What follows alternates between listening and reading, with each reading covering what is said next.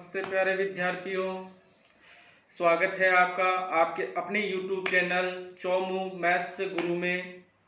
साथियों, सबसे पहले आप चैनल को सब्सक्राइब कीजिए, लाइक कीजिए और शेयर कीजिए। सब्सक्राइब करते समय यदि आप फेसबुक पे हो और यदि साइन इन का आ रहा हो, यदि वहाँ पे आपसे सब्सक्राइब नहीं हो रहा हो तो आप वहाँ से लिंक डाउनलोड करके आप उसे यूट्यूब पे चलाकर उसे सब्सक्राइब कर सकते हैं।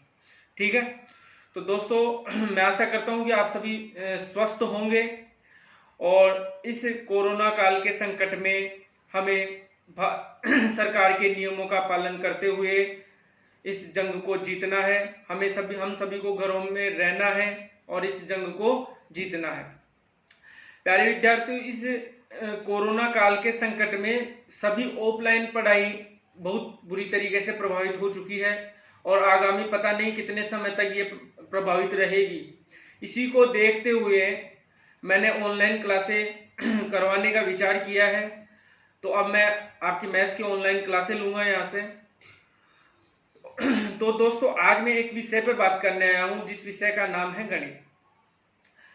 तो गणित का नाम आते ही बहुत सारे विद्यार्थियों के मन में भय उत्पन्न हो जाता है। ये जो भय है ये वास्तविक है या सामाजिक है, इस पर आज हम चर्चा करेंगे। इस पर चर्चा करने से पहले हम इसकी सामाजिक पृष्ठभूमि देखेंगे कि ये भय आया कहां से है विद्यार्थी में।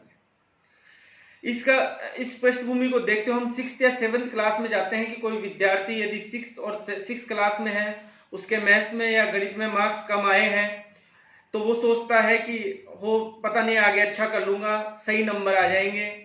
उसे इतना नहीं होता कि मैं कमजोर हूं या किसी और कारण से मेरे नंबर कम आए हैं।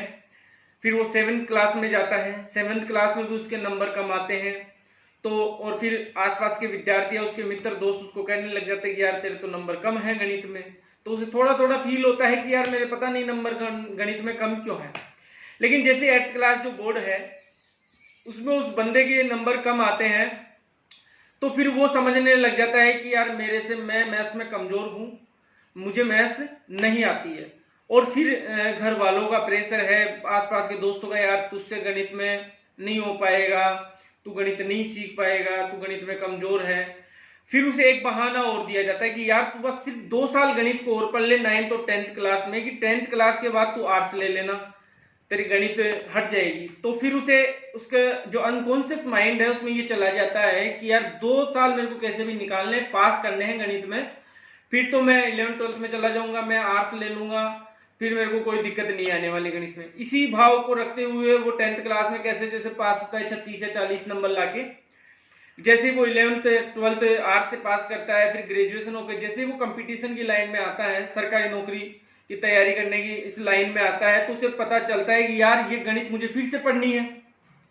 अब वो असहज की भावना उसके मन में, जो अनकॉन्शियस माइंड है, जो इसका ये विचार है, ये बहुत पुराना विचार है कि मुझे गणित नहीं आती है, ये उसके मन में बहुत अनकॉन्शियस माइंड में जा चुका है।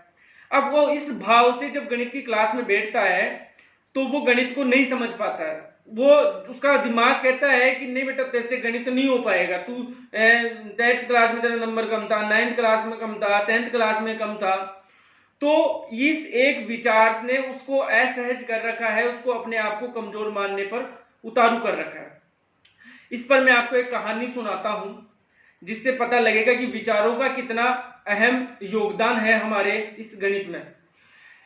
23 फरवरी 2010 तक किसी ने भी ये नहीं सोचा था कि 50-50 50-50 वाले मैचों में दोहरा शतक लग सकता है, किसी ने नहीं सोचा था। लेकिन जो भी खिलाड़ी 23 फरवरी 2010 के पहले मैदान पर खेलने आता था तो वह यह सोचता था कि दोहरा नहीं लग सकता है, और इसी माइंडसेट से वो आता था और दोहरा लगता भी नहीं था। शहीद अनवर 194 तक पहुंचे थे, बहुत से लोग 190 185 87 तक पहुंचे, लेकिन दोहरा नहीं लगा सके। इसका एक कारण है विचार। जब भी खेलने उतरते विचार ये कहता नहीं दोहरा लग ही नहीं सकता है। लेकिन जैसे ही 24 फरवरी 2010 को सचिन तेंदुलकर ने दक्षिण अफ्रीका के खिलाफ दोहरा शतक लगाया, वैसे ही सभी खिलाड़ियों के दिमाग या विचारों में परिवर्तन आया कि 50-50 के मैच में दोहरा शतक लग सकता है, 50-50 के मैच में दोहरा शतक लग सकता है। और आप विश्वास नहीं करोगे कि जिस दोहरे शतक को लगने में 2000 मैचों का इंतजार करना पड़ा, आगे के 5 या 7 दोहरे शतक मात्र 250 या 300 मैचों में लग गए। तो ये विचारों की इतनी पावरफुल शक्ति है, और रोहित शर्मा ने तो आपको पता है कि बहुत तांडव मचा दिया।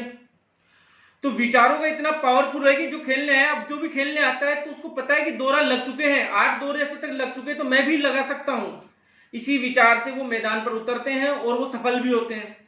अब ये जो विद्यार्थी है, गणित का कमजोर विद्यार्थी, ये इस विचार से उतरता है कि मैं गणित में कमजोर हूं, और आसपास के लोगों ने भी उसको विचार बना दिया है।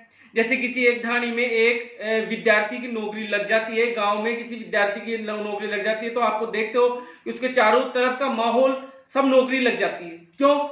आसपास के विद्यार्थियों को एक विचार, जो मजबूत विचार है, सकारात्मक विचार, वो उत्पन्न हो जाता है कि मेरी भी नौकरी लग सकती है, जब इसकी लग गई तो मेरी भी लग सकती है। इसी प्रकार अब उस गणित के कमजोर विद्यार्थी को यह समझना है कि सबसे पहले तो अपने आसपास उन विद्यार्थियों से दूरी बनाए जो ये कहते हैं कि तुझे गणित नहीं आएगी, तुझे ये सब्जेक्ट नहीं आएगी, ये विषय नहीं आएगी, वो विषय नहीं आएगी, जो भी इसको नकारात्मक करते हैं उनसे वो दूरी बनाए। और मैं उस कमजोर विद्यार्थी को ये कहना चाहता हूं कि 10th क्लास में जब छोटा बच्चा होता है, कोई छोटा बच्चा होता है, तो उसके रटने की क्षमता ज्यादा और समझने की क्षमता कम होती है। समझ लो, जैसे अब एक फॉर्मूला a प्लस बी का स्क्वायर बराबर a square plus B square plus 2ab होता है। अभी उसको रटने के लिए, जब मैं 8th क्लास में था तो उसको बहुत रटता था, लेकिन अब नहीं रटता हूं क्योंकि अब वो समझ चुका हूं मैं उसको। तो ये है कि बचपन में वो 10th क्लास की बात को लेकर अभी भी सहमा हुआ है कि मुझे गणित नहीं आएगी, ये उसकी गलत बात है। उसे समझना होगा कि उस समय जो उसका दिमाग था वो रटने का था, और रटने की क्षमता ज्यादा थी, समझने की कम थी। लेकिन अब उसका दिमाग समझ सकता है, उसके दिमाग की समझने की क्षमता ज्यादा हो चुकी है। तो जो कमजोर विद्यार्थी है वो गणित सीख सकता है, बस उसकी विल पावर कितनी है, उसका इच्छा शक्ति कितनी है सीखने की। दोस्तों, सारा इस दुनिया में सारा खेल इच्छा शक्ति का है कि आप चाहते कि आप ईमानदारी से यदि तैयारी कर रहे हो, और यदि आप ईमानदारी से सीखना चाहते हो, तो दुनिया की कोई ताकत आपको रोक नहीं सकती सीखने से। तो उस कमजोर विद्यार्थी को मैं कहना चाहूंगा कि आप अभी से 5वीं 6वीं 7वीं 8वीं सभी छोटे बच्चों की किताबों को लेकर आप मैथ्स को हल करना शुरू कीजिए, और वीडियो देखिए मेरे। और यदि कोई कमजोर विद्यार्थी कमेंट करेंगे तो मैं 7 दिन की वर्कशॉप क्लास में उनके अलग से चलाऊंगा। अब बात करते हैं कि सीखेंगे कैसे, गणित आएगी कैसे। तो गणित आती है दोस्त अभ्यास से। अब बात करता हूं इंटेलिजेंट विद्यार्थियों की। तो कुछ विद्यार्थी जो बीएससी वगैरह है, बीटेक वगैरह है, मैथ्स से करते हैं, तो वह मैथ्स तो मैं तो यार मैथ्स से पढ़ा हूं, मैं तो बहुत इंटेलिजेंट व्यक्ति हूं, है, मैं तो ऐसे उड़ा के आ जाऊंगा पेपर को। लेकिन जब वहां पे पेपर करने बैठते हैं तो पता लगता है कि बहुत दिक्कत हो गई प्रश्नों को करने में। तो दिक्कत कहाँ हुई? दिक्कत हो गई अभ्यास में। गणित अभ्यास को मानती है, गणित अभ्यास से आती है।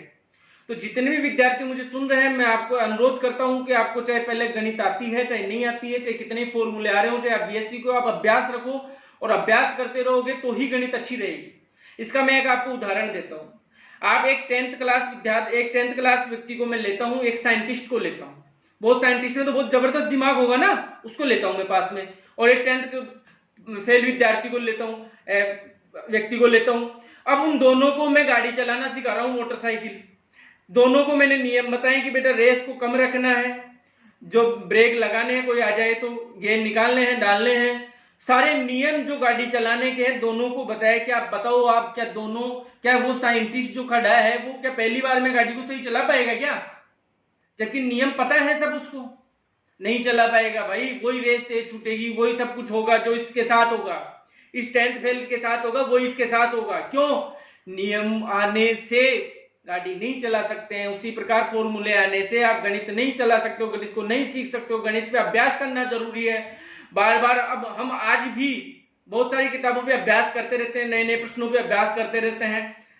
अभ्यास करना जरूरी है। तो कमजोर विद्यार्थियों के लिए मेरी ये एक अनुरोध है, ये राय है कि आप छोटी क्लास की किताबों को, मैथ्स की किताबों को उठाते हुए आगे बढ़िए, और आप निश्चित रूप से सफल होगे। आप अपने आप को सकारात्मक कीजिए, अपने विचारों को बहुत मजबूत कीजिए, संकल्प शक्ति को मजबूत कीजिए कि आप गणित सीख सकते हो। मैं कह रहा हूं विचारों में वो ताकत है कि वो महान बना सकती है आपको। और जो भी जितने इंटेलिजेंट विद्यार्थी, उनको मैं कहना चाहता हूं कि आप अभ्यास कीजिए, ज्यादा से ज्यादा अभ्यास कीजिए यदि आपको गणित को सीखना है। अभ्यास मत छोड़िएगा। जैसे अभी कई विद्यार्थी बैठ गए होंगे लॉकडाउन में कि यार पढ़ लेंगे यार, गणित आती है मेरे को। नहीं दोस्त, भूल जाओगे। अभ्यास नहीं करोगे सब कुछ डाउन। अभ्यास जरूरी है दोस्त। तो दोस्तों अब आगामी कुछ दिनों में या 1-2 दिन में मैं आपसे वीडियो आने वाले हैं जिसमें आपका REET level first, REET level second, Patwari, SSC सभी प्रकार के अलग अलग टॉपिक वाइज मैं मैथ्स में बनाऊंगा और बहुत ही शानदार वीडियो आने वाले हैं। तो जो कमजोर विद्यार्थी हैं उनके लिए भी हैं और जो इंटेलिजेंट हैं उनके लिए भी, 0 लेवल से 100 लेवल तक हम इसमें चलेंगे। तो प्यारे विद्यार्थियों, वीडियो को ज्यादा से ज्यादा आप लाइक कीजिए और शेयर कीजिए, सब्सक्राइब कीजिए और भी विद्यार्थियों को बताइए। बहुत आप आगे मेरे साथ जुड़िए, बहुत अच्छा मजा आने वाला है गणित में। गणित एक खेल खेल में मैं आपको बहुत पूरे अच्छी तरीके से गणित सिखा दूंगा। तो धन्यवाद, शुक्रिया दोस्तों, फिर मिलते हैं अगले वीडियो में गणित के साथ। जय हिंद, जय भारत।